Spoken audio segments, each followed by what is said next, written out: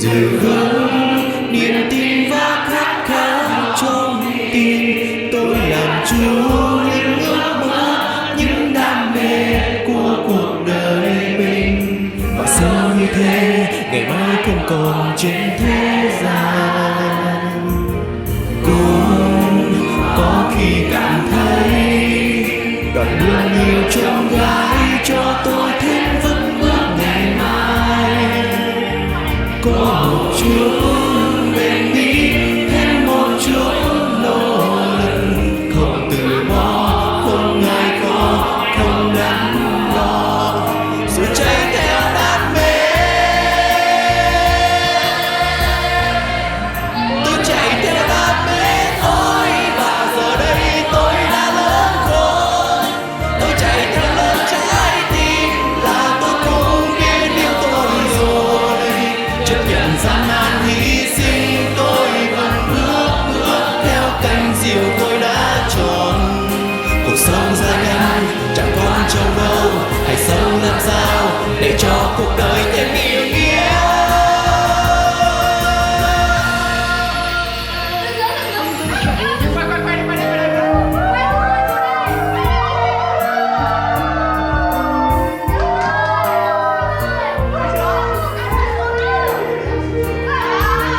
Ủa các phải lung linh lắm.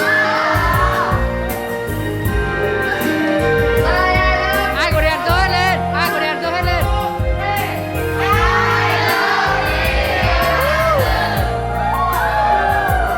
Ai có đèn không giơ lên.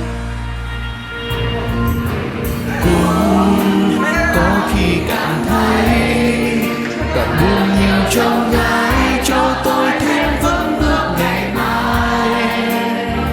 Có một chút bền bỉ, thêm một chút nỗ lực, không từ bỏ, không ngại khó, không đắn đo, rồi chạy theo đam mê. Tôi chạy theo đam mê thôi, và giờ đây tôi đã lớn khôn.